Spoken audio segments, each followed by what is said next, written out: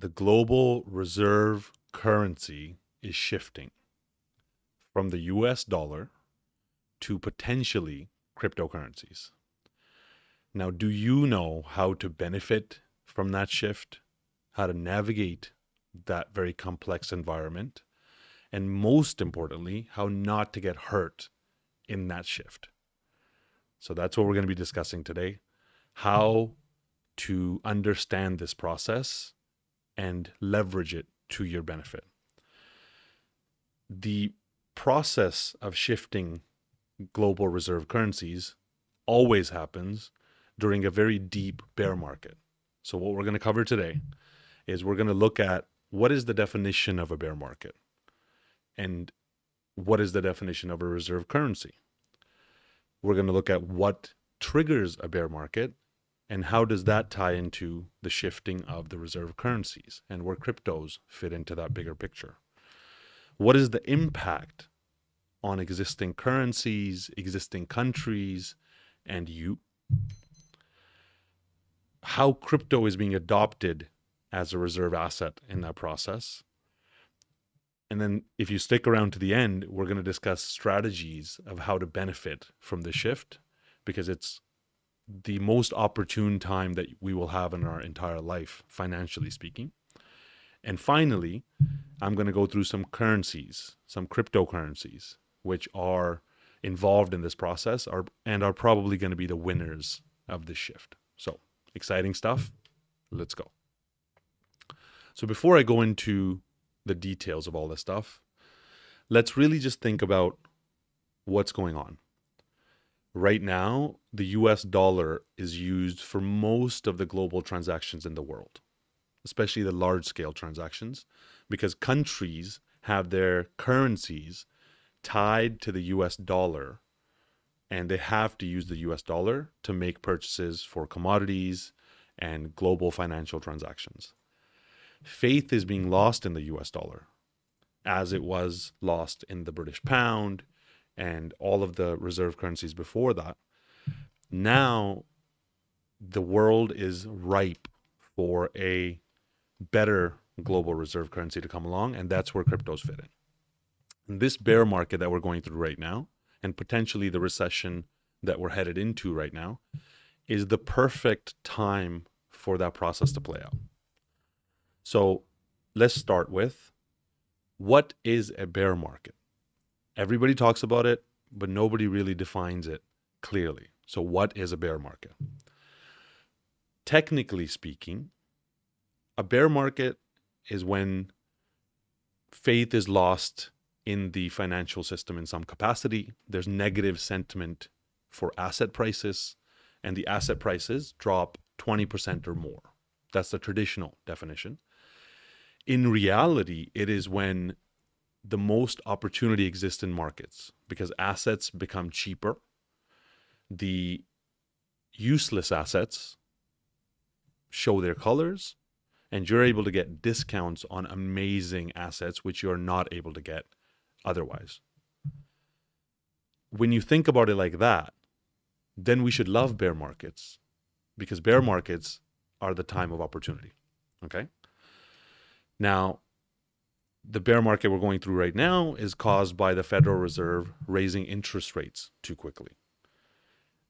Never in history have interest rates been raised as quickly as they're being raised right now.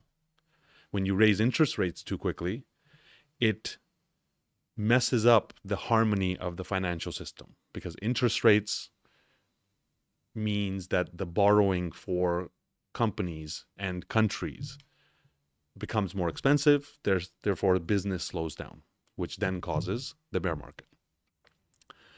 This time around, the thing that's special is this bear market is lining up perfectly with the world fracturing away from the US dollar. So when the US took $600 billion of Russia's reserves, US dollar reserves, it signaled to the rest of the world that they can't really trust the US to be the custodian or the guardian of their money, because at a moment's notice, they can decide to just take it. That takes us to the reserve currency shift. So let's look at why reserve currencies matter to you and what they actually are. In simple terms, a global reserve currency is a currency used for international trade, for investments, and as a store of value by countries. For the last 80 years, we've had that process going through the US. So all of the world's currencies were tied to the US dollar. The US used to tie it to gold and then broke the tie of the US dollar from gold. Now we've seen them break their promise of not preferentially treating countries. So when they took Russia's reserves, the Middle East, India, China, most of the countries realized that they are at risk of that same thing happening to them. So they've started to look at other ways of using a global reserve currency. But in simple terms, a global reserve currency is the currency that everybody uses for business. It's an agreed upon means of transaction. Now, what does it mean for the world to go through this global reserve currency shift? When you think about it, the entire world's trade, economic stability, global relations effectively are based on the stability of the financial system, and the financial system was based on the US dollar. As it shifts away, those old power structures, the old ways of organizing the economy fall apart, and new ways of organizing the economy are created. In the middle of that, the average person gets hurt because our grandparents, our parents, ourselves, we've learned to use the US dollar as a method of savings effectively. It's been known as the safest haven asset or safest haven currency in the world. As the shift happens, all of that old knowledge falls by the wayside, and we have to start thinking of new ways to be able to protect our wealth. The other thing is, whenever global reserve currencies collapse, the people holding those currencies usually get hit the hardest because the country that is the owner of the reserve currency usually prints it out of existence. That's a huge problem for us, because if you've spent your entire life saving so you can retire in a currency, and then when you get to the age of retirement, that currency disappears, that's a massive, massive problem. So that is why the global implications of the reserve currency shift are so important. Okay, so that's the basic definitions of what we're talking about. Now we're going to talk about, when we're looking at bear markets, what are some things that trigger the bear market? So the bear market triggers.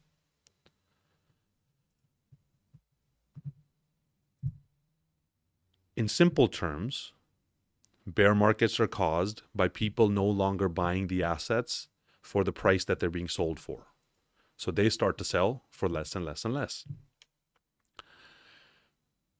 This is part of the process of bull run, bear market, bull market, bear market. That process is the economic downturn or recession, or sometimes a depression if it's long enough. That's when investors lose confidence in the assets and start to sell them off. That is actually a signal of trust being lost in the pricing of those assets. Right now, this economic downturn is also signaling a loss of trust in the US dollar, which means that the world wants to transact in things other than the US dollar. That's where cryptocurrencies come in, because cryptocurrencies are a great method of not being fully tied to the US dollar, not being fully tied to a certain country, and being able to use supranational currencies and methods of storing your value. They're beyond nations. You know, when you think about it, Bitcoin doesn't belong to any nation. Where is Bitcoin? It's everywhere. Where are cryptos? They're everywhere. The decentralized ones, at least. So economic downturns are obviously one of the main triggers of a bear market. Now, another thing that contributes to bear markets is geopolitical tension. Because when the economy runs fine, the world runs fine. There's usually much less conflict. When the economy starts to have issues, almost always, the end solution is to create some kind of war or some kind of conflict. So geopolitical tensions are a big part of bear markets. And it's not a coincidence that the conflict between Russia and Ukraine kicked off this bear market.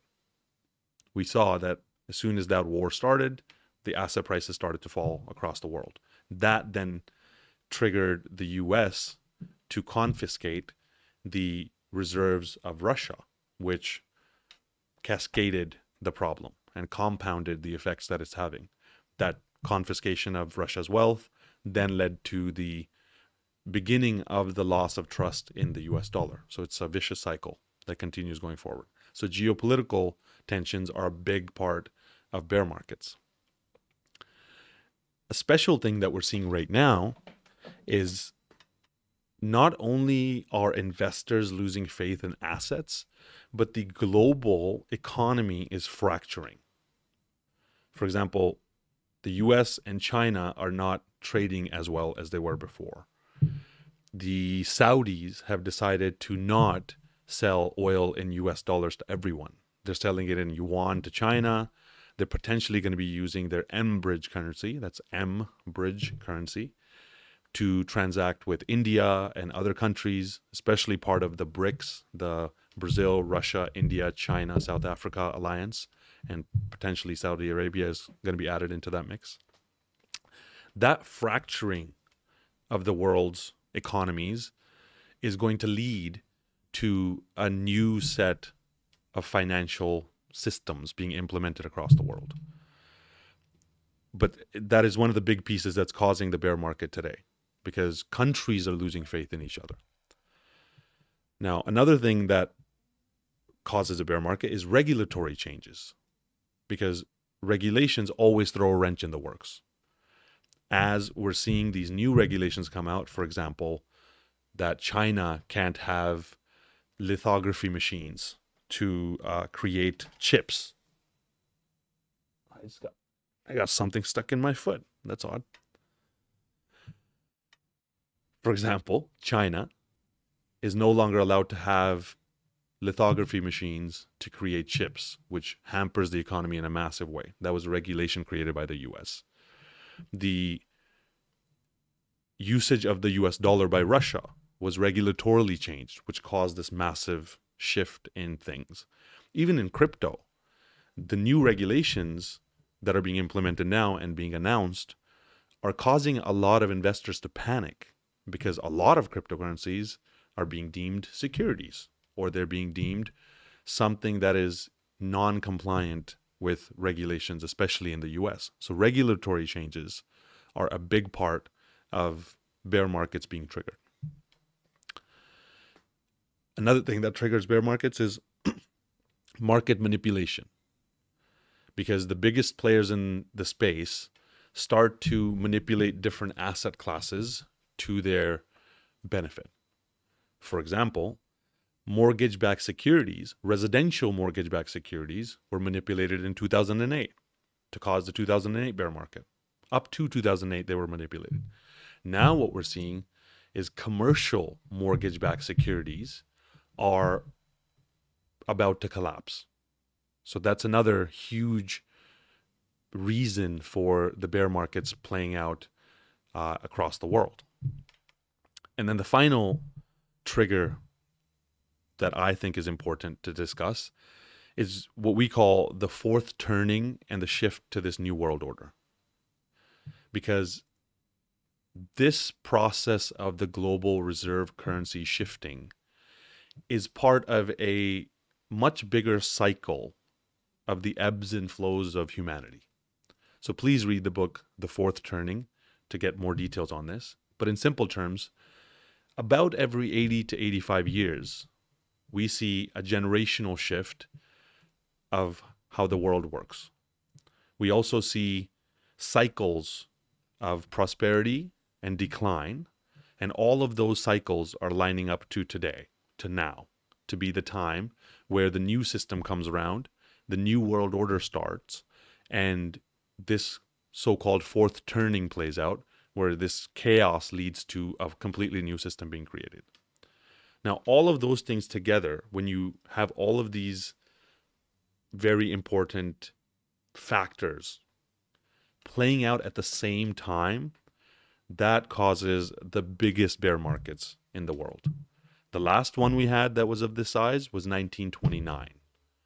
And that kicked off the complete revolutionizing of the world, ending in 1945, where World War II ended. And in 1944, the new financial system was created through the Bretton Woods Agreement, which based all of the currencies on the US dollar. So now that this process is playing out, now let's really look at what impact does that have on traditional reserve currencies and on countries and on you, because you are the country. This loss of faith in the US dollar has not only affected the US dollar. There is decreased demand for the US dollar, for the euro, for the Japanese yen, for even the British pound got hit hard in this process because they're all tied to the US dollar. Even beyond that, we've now seen populations across the world lose faith in their currencies. So in Lebanon, they are having a meltdown of their currency. Venezuela, they are making bags from their currency.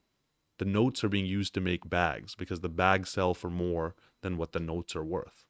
Sri Lanka recently had this. Here in Indonesia, we had it in 1998. That loss of faith in the currency leads to a meltdown of how the economy within the country works and how the country interacts with the rest of the world. That is probably the biggest impact that people are going to see in their lives. Because when the faith gets lost in the reserve currency, or even in the local currency of the country, people rush to sell that currency and buy real assets. That drives the value of real wealth, assets, commodities, food, oil. It drives the value of all those things up, which is why we're seeing the inflation that we're seeing now. So in the average person's life, that inflation is one of the most dangerous things, because that inflation means your currency is becoming worth less and less and less over time. At the same time, this financial system has been propped up from the printing of these currencies, because central banks print these currencies to feed into the economy to create a boost in how much spending that's happening in the country itself. What that does is it causes people to lose confidence in the central banks. So now that loss of confidence in the central banks from the people is extremely detrimental. Because when you think about it, a fiat currency, the word fiat means by decree, effectively means because I said so. Because the government says that that is legal tender, we trust it, we save in it, we work for it, and we earn it. When we lose faith in the central bank's ability to manage the economy of a country, we lose faith in the currency, we lose faith in the probable brighter future of the world, and that causes a lot of turmoil in the country itself. If people can't afford food, they'll riot. If people can't afford oil, they'll riot. That riot will lead to the war, and that's why these things are self-fulfilling prophecies. The process of central banks devaluing fiat currencies is extremely important in this process, because in history, central banks have one solution when their currency is about to collapse. Their currency is about to collapse because the economy is down and the faith in their currency is being lost. And usually there's insane amounts of debts in the economy that need to be paid off. So the governments have two options. They can let their entire country implode and all of that debt to go unpaid, or they can print a bunch of money and pump it into the system and artificially prop up their country's economy and the world's economy as a whole. That's what we're seeing now. During COVID, 11 trillion was printed. Each one of these countries has printed a lot of money to try to prop up their economy. But what that does is that devalues the money in our pockets. So it causes that vicious cycle again where people start to lose faith in the ability for their currency to maintain value because we're just saving currency to have a better future for ourselves. All of that combined together creates the perfect situation for the shift of the world from the old system to a completely new system. A shift of the world using the US dollar as a reserve currency. The shift of organizing in a unipolar world where the US leads and the rest of the countries follow. And that's why we're also seeing the fracturing of all of these countries into something like the BRICS and ASEAN and South America fracturing away themselves. This is why the rise of the cryptocurrencies is such an important piece in this whole process. It's not a coincidence that 2008 was the collapse of the financial system in many ways, and it was the beginning of the collapsing process, and 2009 is where Bitcoin was created. It's because when we lose faith in the governments, when we lose faith in the central banks, we look for another solution. And the best solution is to not have governments, to not have central banks, to not have people involved in the process, and that is Bitcoin. It is jurisdictionless. It is code that is immutable. It is accessible to anybody, but not manipulable by any of these entities, which makes it extremely, extremely valuable. At the same time, it's not based in any country. It's not based in any jurisdiction. It is jurisdictionless. It is across the world. Another benefit that the cryptocurrencies have is they are much more accessible to the average person and much less controllable by the powers that be towards their means. They are doing that to some capacity, but it is the effects are much less. So another huge benefit of cryptocurrencies is that you can't just print them to infinity. If the problem is that the US dollar is being printed and spent into the economy by our overlords, and they just click a button and print all this money, it's the limited supply and deflationary aspects of Bitcoin and many other cryptocurrencies that make them so attractive. Because we know it has a limited supply, like gold. It is going to be issued at a very specific rate, like gold. Therefore, we trust it, like gold. Then we want to actually save our hard-earned money in that space. Now, of course, the volatility is like this, true. But when you look back over the last 13 years that it's been alive, no other asset has gotten anywhere close to the kind of returns that Bitcoin can provide, or cryptocurrencies as a whole. Along with this limited supply and deflationary aspect, and the fact that it's not controlled by any governments, the security and privacy that you get from cryptocurrencies is a huge value add.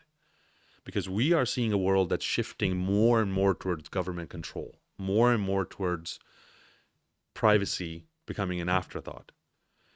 In that world, having something that allows you to maintain financial sovereignty while being able to save your money in a place where they cannot print it to infinity becomes extremely valuable. Now, do I think privacy is going to be maintained in a big way? No. The governments are not going to allow a new asset class to come along and give the individual complete privacy. And they have a point as well. You can't have drug dealers transacting in private and expect the world to just run perfectly fine. I can understand that part. On the flip side, the more they control these things, the more they become part of the financial system, and the more we go back to business as usual.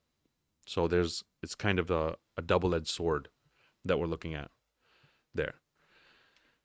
Now, another huge benefit of cryptocurrencies is that they're assets. They're actually not currencies. Okay? If a currency is a fiat currency, it's by decree. It's because I say so that it has value. An asset has value because it does something for somebody's life. Houses are assets. They do something for everybody. Farms are assets. Chairs are assets. These are all useful things that are improving the quality of life for people. Cryptocurrency is actually a technology that's based on the technology of blockchain, and it's very valuable in its implementations. We will build millions of apps that will do millions of amazing things for people, and because of that, assets will appreciate in value. And in this whole reserve currency shift, currencies will inflate and become worthless, while assets go up in dollar-denominated value because you're just printing a lot more money, so the numbers just go up.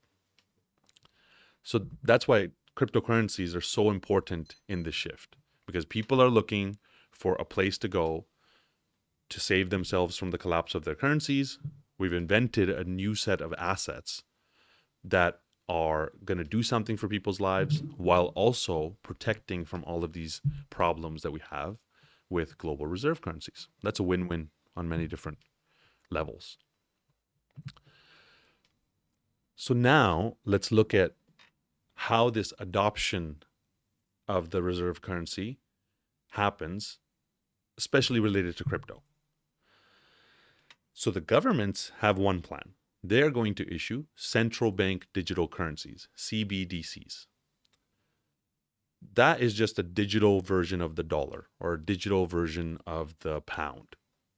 Money is already digital, but this new form is going to be programmed by them to be usable in certain situations and non-usable in other situations.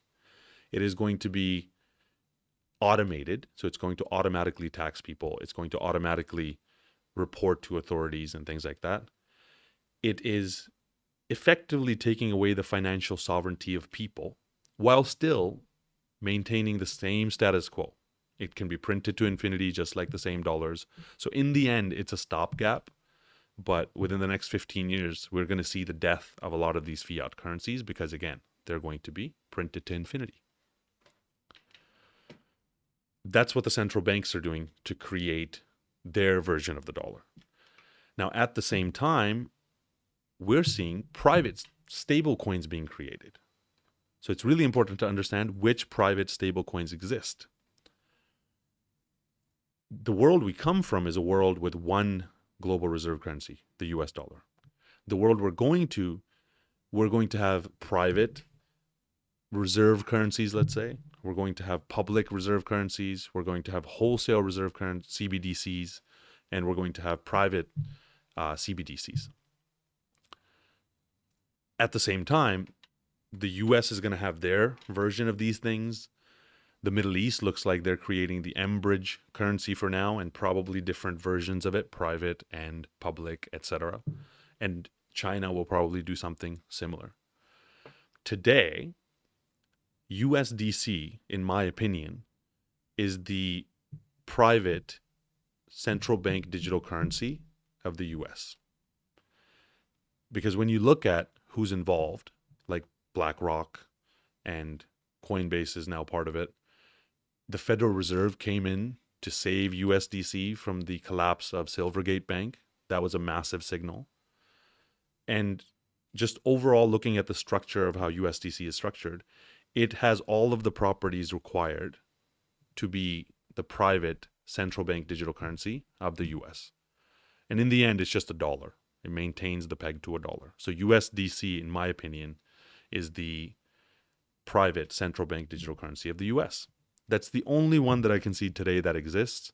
Again, something like the M-Bridge coming along might be turned into a stable coin, but let's see how that plays out. Now, that is the process of CBDCs being created and stable coins and all of these things.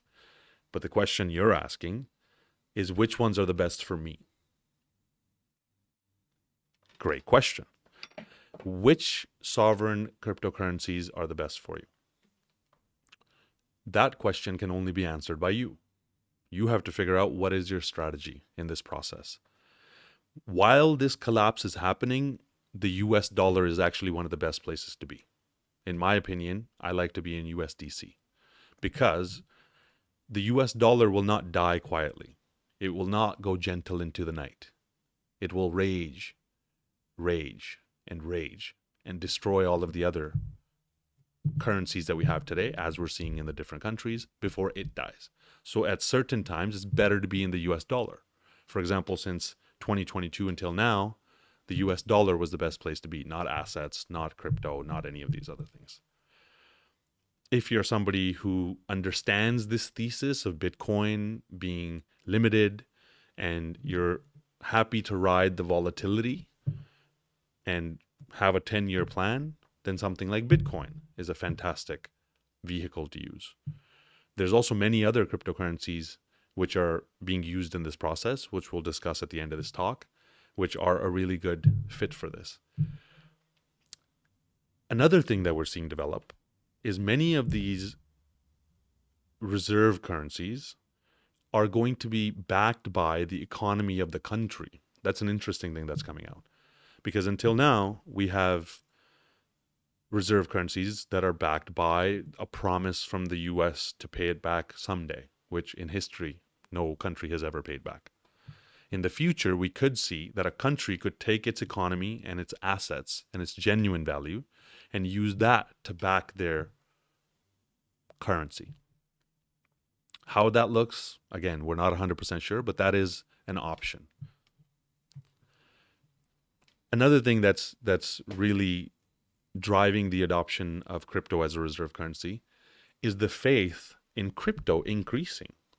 As the faith is being lost in the traditional currencies, more faith is going into something like cryptocurrencies because the problem is being solved by these technologies. That's why now we're seeing BlackRock come out and say that tokenized securities are going to be the future of securities. That's all of stocks. Citibank recently came out and echoed the same thing.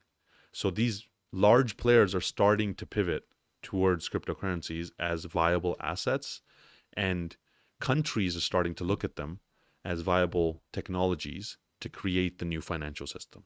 So all of that put together is really creating the right ground for crypto to start to replace the US dollar. Is it going to happen tomorrow? No. This process takes 15 to 20 years, and it requires the whole world to be onboarded into that process. So now we understand how the shift is happening, why it's happening, what are the reasons. But let's look at what are the advantages. What are the advantages of crypto reserve currencies over traditional currencies? One of the biggest benefits is financial inclusion, because crypto is accessible from anybody's phone. As long as you've KYC'd, it can be accessed by a farmer in a field in Indonesia, the same as a banker in New York. So a lot of those blocks that are keeping poor people poor and rich people rich get broken down. That's a huge benefit. At the same time, it's not controllable by centralized authorities as much. It is still going to be controlled through regulations, but it is not as controllable. That freedom is worth its weight in Bitcoin. As this shift happens to crypto, we can have less reliance on the US. Because right now, the world has been building things and the US has been printing money to buy it. That's not fair. In this new world, we will see countries relying less and less on the US as their custodian for their funding and their money. We will see countries becoming more independent in their operations and their reserve currencies. That's why we're seeing the Saudis and the Middle East creating the M-Bridge currency. and transacting between large players like the Middle East and India and China. Another thing that this shift to cryptos does is it actually creates more stability in the financial system, because the reverberations of the economy of one country fluctuating have less effect on another country. So countries can individually manage their economies rather than us having this global rise and global collapse process. It is still going to play out, but it evens out a lot of that volatility. For example, the US having a bad day right now means that the rest of the world suffers and becomes poor. In this future where crypto becomes the global reserve, one of the global reserve currencies, that effect on the US dollar will be noticed much less by the rest of the countries. That's a huge benefit. Now, in my opinion, the biggest benefit of crypto becoming part of this global reserve currency process is that we can finally have a neutral bridge reserve asset. The US and its friends will continue to use the US dollar as the reserve currency. The Middle East and other players will start to use the M-bridge currency. The yuan will start to function on its own. The Russian ruble will have its own function. In order for all of these countries to transact with each other, if they were to use, let's say, the digital US dollar to transact, that would mean that the US would have the financial data of all of these countries, which is a big problem for these countries. So that's where I think crypto will sit in the middle as a neutral bridge reserve asset. So US dollar can be converted into crypto, and that crypto can be converted into yuan, so global commerce can happen without each of those countries having the other's financial data. That is a huge unseen benefit of this process playing out. And at the end of this video, we're going to look at which currencies are involved in that process. So stay tuned. So hopefully that makes sense. Crypto's better for the bridge reserve asset status. It is solving a lot of the problems that traditional currencies are causing. It is not controlled by countries. It has come at the right time to be the best option for us to go through the shift. Now, it doesn't come without any challenges or risks, right? So let's really look at that. What are the challenges and risks of this process playing out? One huge one is that cryptocurrency has insane amounts of volatility. So that volatility is not conducive to being a stable reserve asset for the world. Over time, over the next 10 years, we are going to see the volatility of crypto calm down as the market matures. But that volatility is one huge risk and is one of the biggest reasons why I don't think this adoption happens very quickly. I think it's a 10 to 15 year process before crypto becomes the de facto reserve asset of the world. In the meantime, we will see the US dollar, M-bridge, yuan, and all of these working together, with crypto being involved in that process in some capacity. Another huge risk to this process is regulations. Always. Regulations are fractured in the world. They are different in different countries. Each country treats cryptos in a different way. Different cryptocurrencies have different use cases, so they violate different legal frameworks. So harmonizing that global regulatory framework is a big piece of this shift being successful. It's already playing out. The Europeans have released MiCA, which is their regulations. The US has bills on order. Singapore is already online. Most of the countries are coming up with clear, defined regulations for the shift to happen.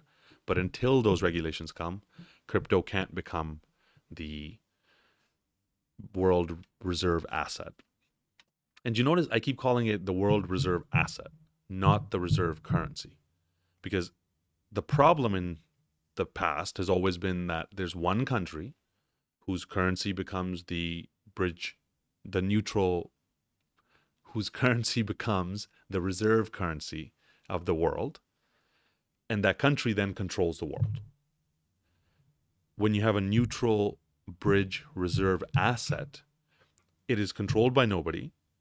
It is not as manipulable, but it also is fairer to everybody who's transacting in that economy. So it's a revolutionary way of thinking about this process playing out. Now, one of the biggest risks that I see for crypto being adopted as a reserve asset is that if we have a jurisdictionless, supranational technology or cryptocurrency that is being used to run the entire world's transactions through, then whoever controls that entity becomes the one who runs the world. And that's where this idea of a one world government is one of the scariest things when it comes to crypto becoming a reserve asset. Because these technologies are created by companies, and those companies are often bought out or controlled by the largest players in the space. And because of that, they control the world. For example, Ethereum is effectively owned by BlackRock. Effectively. XRP and Ripple are being built and run by a group of international companies and partnerships which are jurisdictionless and usually controlled by bankers or other players in the space. So that one world control aspect of it is a big danger to the shift to crypto-based reserve assets. Another massive risk that lies for you specifically in this shift is bank bail-ins. Because did you know that it is legal for your bank to take all of your money from your bank account in G20 countries? You've signed paperwork that says the next time the bank goes insolvent, they will bail you in. They will take your money from your bank account and give it to the shareholders. Most people don't realize that to be the case. When the faith in a currency gets lost, that means the faith in the banks get lost. When that happens, the banks go bankrupt. And when banks go bankrupt, they take your money from the bank account. That is a massive risk that we have to protect against in this shift from one reserve currency to a new way of doing things. So, what do? How do we protect ourselves from all of these things? And what strategies do we use to navigate this reserve currency shift? Thank you for making it this far, because now the good stuff starts. One of the biggest things we got to do to protect against the negative impact of this shift is to diversify our assets into this digital asset space. Okay? Digital assets are a completely new asset class that was created in 2009. It's a brand new asset class. It is also the system that is going to run the world's economy for at least the next 100 years, but more likely for the next 250 years, because it's just a better way of doing things. We need to understand how it works. We need to understand what are the good cryptocurrencies, and we need to understand what are the good use cases and invest into them. So we are already hooked into the new financial system rather than collapsing with the old fiat-based financial system. That's huge. At the same time, you could get completely wrecked buying 99% of the cryptocurrencies out there, because to be honest, 90% of them are scams. Out of the 10% that are solid cryptocurrencies, only about 1% are going to actually survive this process and be the ones that the new system is based on. So holding the right reserve currencies or the right cryptocurrencies becomes a massive, massive thing in this shift. So to understand what is the right cryptocurrency to hold, here's two questions to answer. Firstly, what does it do? Because it has to do something that's so valuable for people that people will be willing to pay a lot more for it in the future than they do today. And then where's the money coming from? Is the money coming from something actually valuable to people's lives, in which case it's good? Or is the money coming from speculative hype? Or maybe you can't even answer where the money's coming from, in which case the money's coming from you. Okay? If it does something good and the money's coming from something solid, then that is a good cryptocurrency to buy. Answer that question for yourself. Another thing you need to learn how to navigate in this process is you need to have a strategy around how to navigate the volatility of currencies in this global reserve currency shift. Because the US dollar was down, assets were up. Then US dollar pumped and assets went down. Now US dollar is going to collapse and assets are going to go up. And then the euro and the Japanese yen is collapsing against the US dollar, and crypto is going up or down against the US dollar. That volatility looks like this. And if you go back and look at the prices of gold in the 1929 collapse, you will see this as a chart. So you need to understand when to be in fiat currencies when they're at the bottom and pumping up, and when to be in digital assets when they're at the bottom and pumping up. And lucky for you, right now we have a bear market, which means those assets are down and they're a good time to purchase, and the US dollar is up, which means it's more valuable. The final thing to understand in this process is what are the right cryptos for this future? Even more importantly, what are the right crypto use cases for the future? Because if you're buying XYZ dog-eared shit coins, they're not very useful until Elon comes along and makes them useful. But tokenized real estate is going to be very valuable. Digital gold, which is Bitcoin, very valuable. Tokenized farms, like we're tokenizing, very valuable. Tokenized commodity supply chains. There are going to be 1,000 different implementations of this technology, which are going to be extremely valuable going forward. Tokenized AI, tokenized companies. All of these use cases have not even started yet. And for you to understand where this is headed and get ahead of it ahead of time is very important. So those are some strategies for the shift. Diversify into digital assets. Learn which ones are the right ones and which ones are the wrong ones, and build a strategy around how to participate.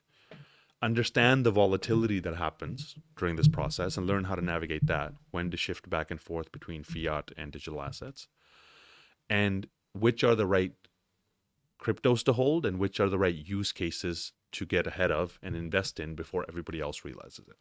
These are amazing things to think about. And if you do, you will be one of the few people that doesn't get hurt in this process. You will benefit while a lot of people sitting in the old burning ship of the US dollar sink. So, now, I know you've been waiting for this. Sim, just tell me which ones are the cryptos that are going to be involved in this process. Fantastic. Thank you for making it this long, so we will tell you that. This is not financial advice. If you lose all of your money by buying these cryptos, that's on you. This is just my opinion. When I'm saying that the global reserve currency space is going to shift to all of these different reserve currencies, the US dollar, the Enbridge currency, the yuan, the ruble, or whichever else other things come out, the neutral bridge reserve assets that allow the communication to happen between these currencies, in my opinion, is going to be based on XRP. Because XRP is custom built to be that neutral bridge reserve asset. It is a public good that is now not owned by any country or a company. It has on-demand liquidity, which is a massive issue that we have in the banking system today, for global transactions to happen without liquidity having to sit in a certain place. And it is already being deployed into the world's financial system while most people don't even realize it. So XRP, I think, is the neutral bridge reserve asset that sits in between everything. On the front end, something like Algorand looks to be the one that's going to be used for certain use cases, certain public-facing use cases. In conjunction with that, XDC and Corda are going to be used for private use cases, probably corporate use cases. Hedera, HBAR, looks to be one of the players involved in this financial system. We're still figuring out exactly how, but they have all of the biggest players backing them. And they are working with countries to develop their remittances and their reserve currencies. And there's going to be a lot more involved, but those are the main ones that I would see today being the ones that are compliant with this new system. A good way to search this up is you can look at the ISO compatible coins, not ISO certified. Yes, there is no ISO certification for cryptos today, but ISO compatible. What does that mean? There's a new financial messaging standard called ISO 20022 that launched March 20th of 2023, and its implementation completes November of 2025. That new financial system is the framework for how the world's finances will work post 2025. The cryptocurrencies that are compatible with that new system are forward looking. So they're already ready to be hooked into this new financial system. That's a huge giveaway. So there's the magic secret. Now, you don't just go out and just buy all of these cryptocurrencies because you heard a guy on YouTube telling you to do it. You go out and research everything that I just said. Try to disprove it. Try to come up with reasons why it doesn't work. And along the way, make your own assumptions of how this shift is playing out, how you are going to navigate the shift, and how to create a strategy that's beneficial. That is something that we help people do. We help people create a custom plan of how to navigate this very complex space, including traditional assets and digital assets. So in conclusion, let's remember that bear markets are the time of the maximum opportunity. This bear market is special because it is happening in conjunction with the shift of the global reserve currencies. We need to learn how to protect ourselves from the collapse of those traditional currencies. Depending on which country you're in, you would either look to move to the US dollar, or if the US, over the long term, you would want to go from US dollar to assets because assets appreciate. You would also want to learn more about what I just talked about, the deployments of cryptocurrencies and how they work and what are going to be the best use cases going forward. You would also understand that if you can learn how to navigate this shift process, which it probably plays out over the next 3 to 5 years and completes by 2030, if you navigate this properly, you will be one of the few people who got to the digital asset space first. You bought use cases which were very valuable and you recognized them early, like tokenization, like tokenized AIs, like metaverse and gaming and all of those amazing deployments that are just getting started. And if you're one of those people, you will win out hand over fist in this process. Now, if you're one of the people who stays in the old system, keeps trying to maximize how many numbers in a bank account you're making, how many US dollars somebody else is holding for you, you will probably get hurt either through bank bail-ins or through inflation or currency collapses or any of those things. Okay? So hopefully this made sense. Hopefully this explained how bear markets happen, why this bear market matters, what you can do about it. And join us next time for another episode of this crazy show we call life. See you next time.